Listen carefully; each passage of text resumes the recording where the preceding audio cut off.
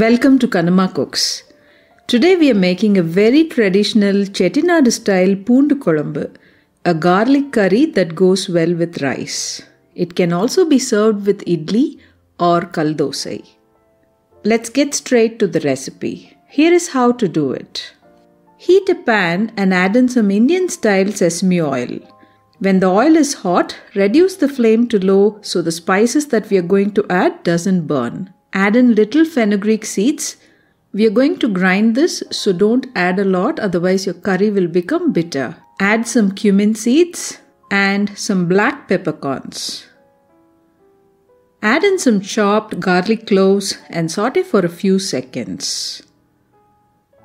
Saute on a low flame so the black peppercorn doesn't burst.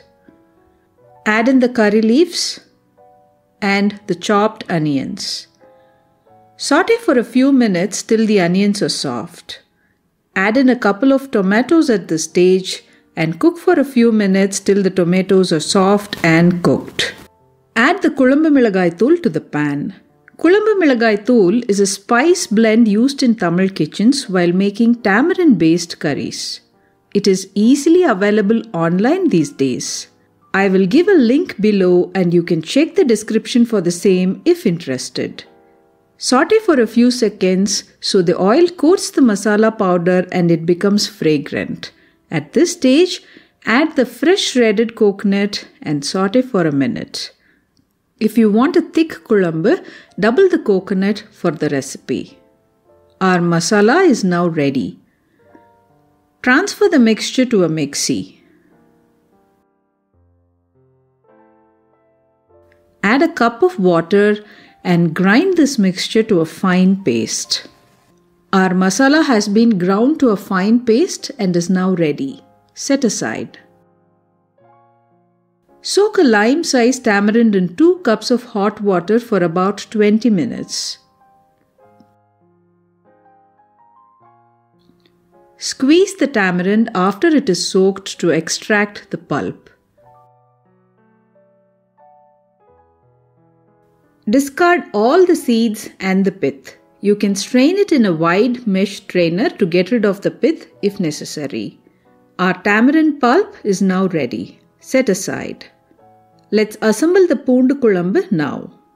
Heat a pan and add in the Indian style sesame oil. Be generous with the oil for this recipe.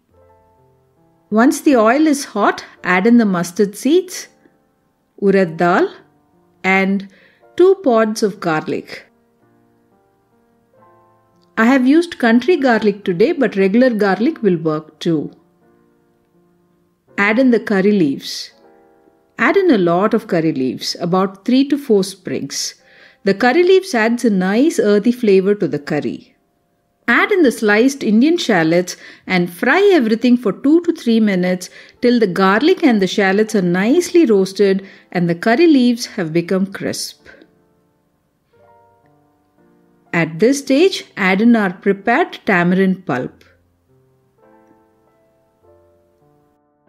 Add in the salt, ASAFOETIDA, turmeric powder and some coriander powder.